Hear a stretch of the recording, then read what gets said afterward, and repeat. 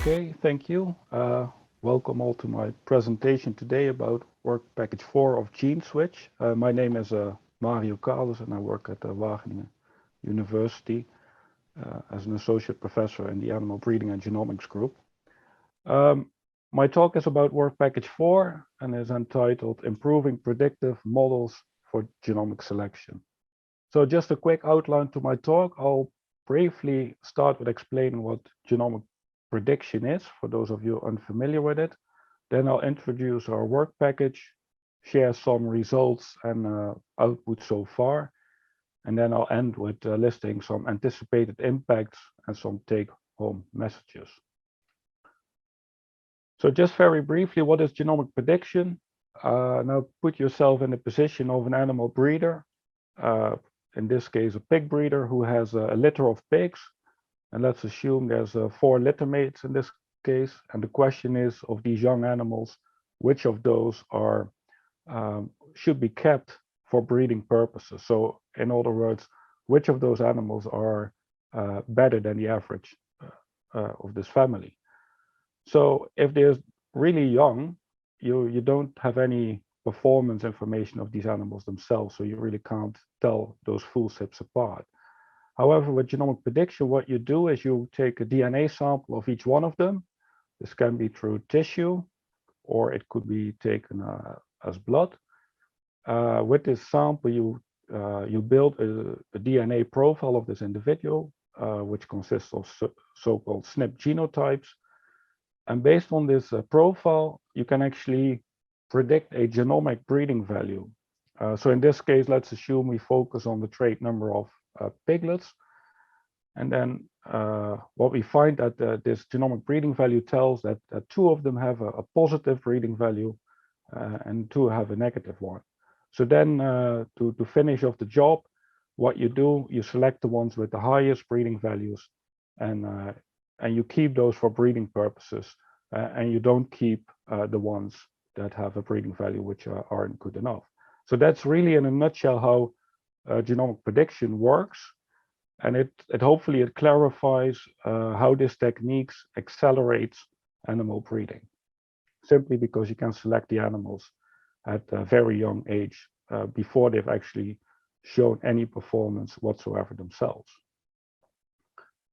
In work package 4 of GeneSwitch, the main aim is to extend traditional or state-of-the-art genomic prediction models to exploit the new annotation maps that for pigs and chicken that are generated within the project. And we try to achieve that first of all by developing models that can actually incorporate this additional information. But we also within the work package, we generate FineMap QTL and eQTL ourselves that will also further enrich the information in the model. And then finally, we will validate those models in large-scale commercial data. So if we put this in an overview to show what's happening in work package 4. So everything inside the green boxes is happening in work package 4.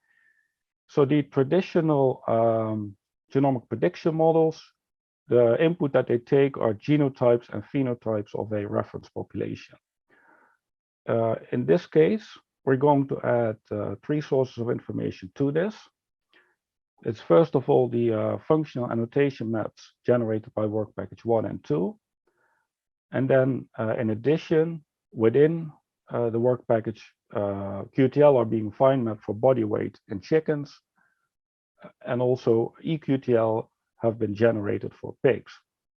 So now, once we have all this information, this additional information in place, and also these newly developed or extended models, then we're going to combine this to validate the models.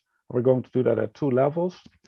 The first one we call the level 1 validation, where we have 300 pigs available with whole genome sequence data, but also gene expression that's generated within the project.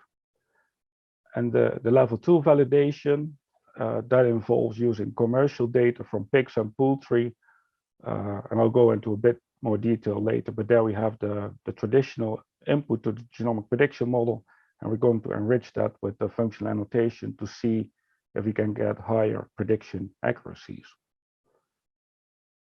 So the work that we started out with is to work on different kinds of models.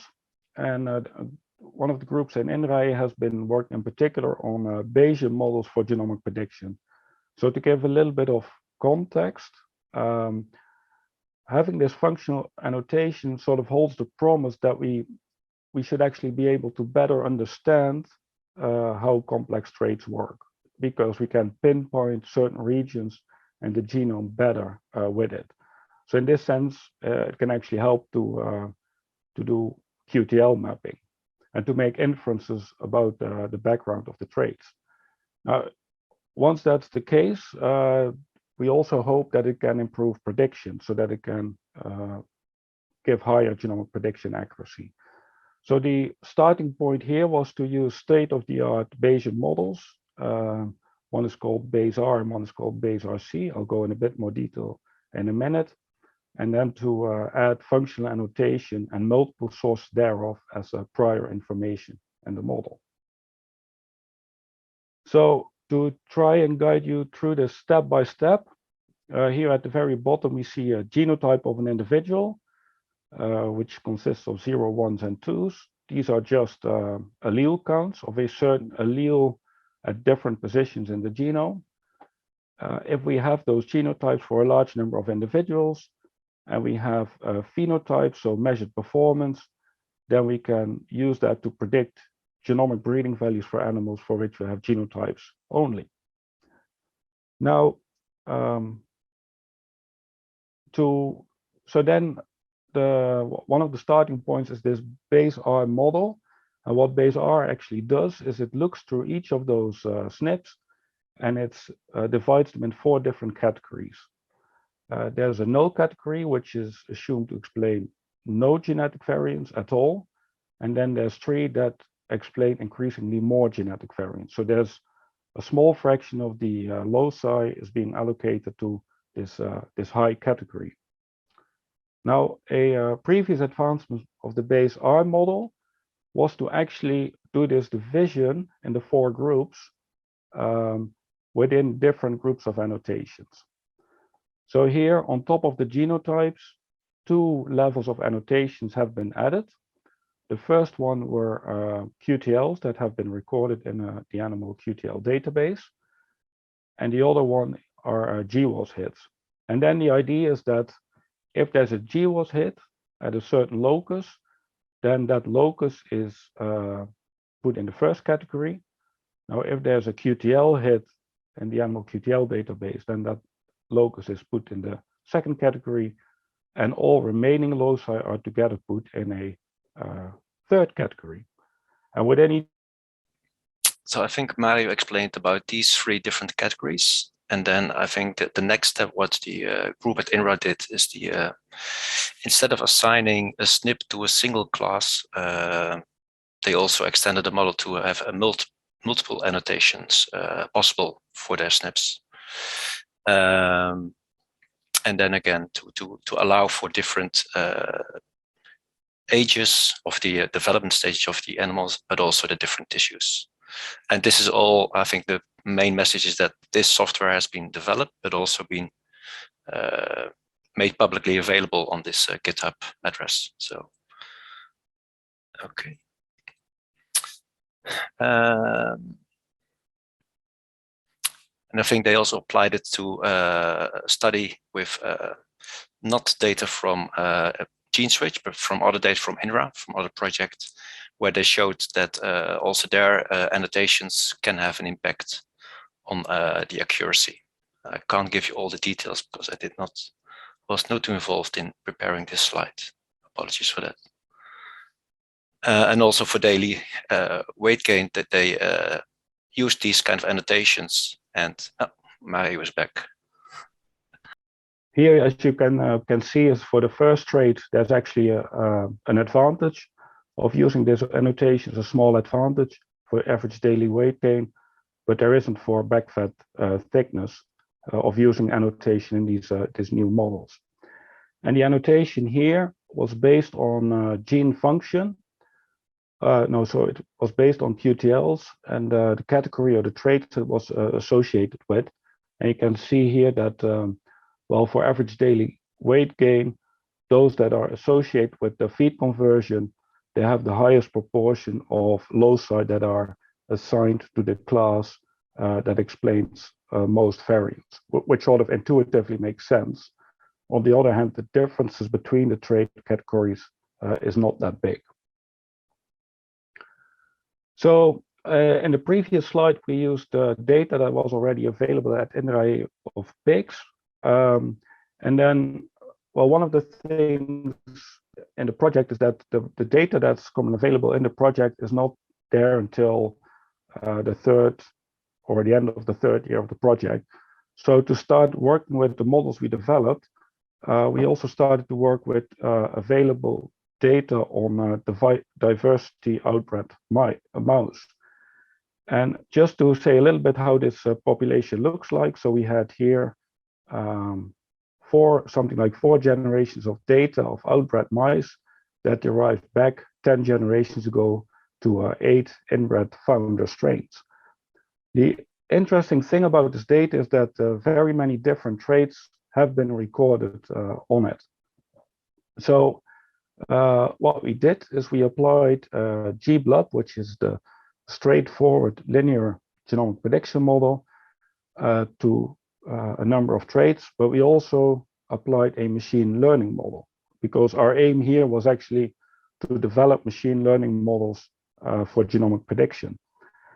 And these first 7 traits here, they're all polygenic in the sense that they are affected by very many loci, and each one with a very small effect.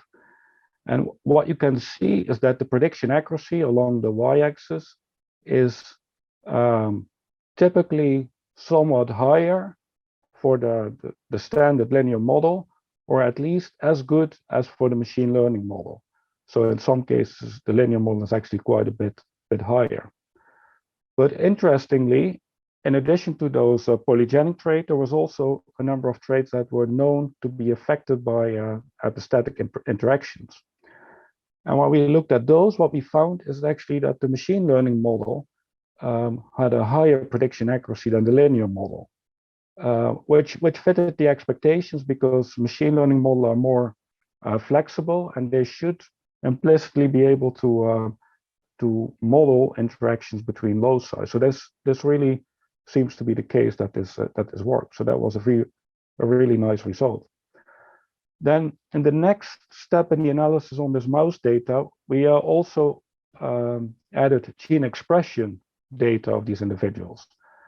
And then what we did again analysis for a large number of traits, but I'm just showing you here results for body weight, which was measured at 10, 15, or 20 weeks of age. And first we ran a standard GBLUP model just using SNP information. And you can see that at all of these time points, the amount of explained variance by the SNPs is about 40%.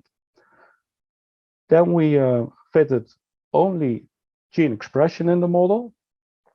And it's good to note that the gene expression was measured at 26 weeks of age. So it was measured after the last body weight trait. And 2 things to note here. First of all, the gene expression explains more phenotypic variants than the SNP genotypes do. This holds at all the time points. And phenotypic variance explained is highest at this moment in time that is closest to where the gene expression was measured. So here, body weight at 20 weeks was closest to the gene expression being measured at 26 weeks of age. And you can see that most variance was explained here. So then finally, we constructed a model that took both SNPs and gene expression in at the same time. And we were able to tune the model such that the variance explained by the SNPs was rather stable on the different time points, but still the variance explained by the gene expression was increasing if the time between measuring the gene expression and the phenotype was shorter. So that's about the model development so far. Then a little bit about the fine mapping activity in chickens for body weight.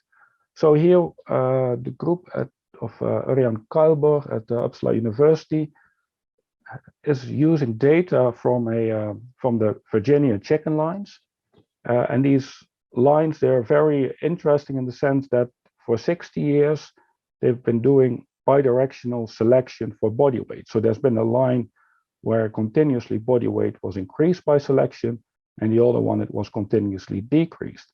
And at some moment in time, the two divergent lines were crossed with each other to make an advanced intercross line. And this gives a unique design, but also a very good resource with high resolution to fine map QTL. And to date, more than 20 replicated loci have been found that together explain more than 50% of the genetic variants. So that's about the fine mapping of the QTL. And then another activity is on measuring gene expression and then finding eQTLs in pigs. For this activity, in 3 different places, in each of those places, 100 pigs were sequenced, but also gene expression was measured on these individuals from 3 different tissues. So it was in the liver, the duodenum, and a particular muscle. So what's been done with this data so far is, first of all, the eQTL mapping, and there in total of 18 associations have been found that are consistent across the 3 different tissues. So there were very many eQTL found, but there's a total of 18 that are very consistent in all these different tissues. And what's currently is work in progress, but that is using this data for this level 1 validation, where we're actually going to do genomic prediction with this set of individuals. We have identified 10 different traits that are measured on all of them that we will use as phenotypes, but additionally, we will also use the gene expression levels as phenotypes, which gives us thousands of traits for these animals to work with. So then going from the level 1 validation to the level 2 validation. So as I said, the ultimate goal of the work package is to validate in commercial populations that what we have developed works and hopefully gives added prediction accuracy. So what we're going to use there is the gene switch data. So we have the new annotation maps. We'll have FiMap QTL for chicken and eQTL for pigs. But the thing is that both of these, they are at base pair resolution. And the commercial data where we're going to do the validation with is very powerful in the sense that we'll have tens of thousands of individuals with genotypes and phenotypes, yet the genotypes are at 50,000 SNPs across the genome. So we have to make sure that the two can be matched together. So basically what we have to do is go from the 50K SNPs, genotypes that we have in commercial data, to a whole genome sequence, which basically means having millions of SNPs.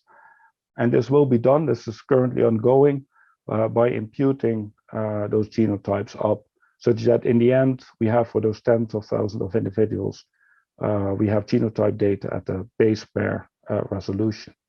And then we can proceed to do our validations. So what output have we generated so far? There's 2 published papers in G3. One is on the Bayesian models, one is on the machine learning models, and there's also 2 preprints. Again, one on the Bayesian models and one on the machine learning models. And the latter includes also the results on the gene expression data. And the Bayesian models, they have been implemented in a package called BaseRCO, and that package is also freely available through GitHub. So to wrap up, what is the anticipated impact of work package 4? If we look at the results so far, the individual gene expression data seems very promising in the sense that more variants is explained with those compared to using SNP genotypes. And we also get a higher prediction accuracy with them if we include those in the model. On the other hand, we think that current costs, but also the sampling complexity, so when are you going to measure, take the samples and from which tissues, to standardize all that, may prohibit implementation at this moment in time, but perhaps somewhere in the near future, costs at least will be quite a bit lower, and then perhaps this could be considered. And finally, the added value of using the annotation in the genomic prediction. So was nice to see in the poll up front that close to half of you think that it will give at least 10% more prediction accuracy, and the other ones say, let's wait and see. Now, we will hope to demonstrate it to you in the near future. But one thing that's important is that this annotation information, to make use of it, we have to go to whole genome sequence base pair resolution by imputation of the commercial data. And the other thing that we've been thinking is we have all these different annotation maps, and now we actually have those Bayesian models that can properly combine them. But for implementation, perhaps it would be better if we could actually integrate all these annotation maps, so that we get only like one single value for each locus in the genome. This would make implementation probably a lot easier. So the take-home messages: GeneSwitch generates new annotation maps and genomic prediction models to make best use of this new annotation information.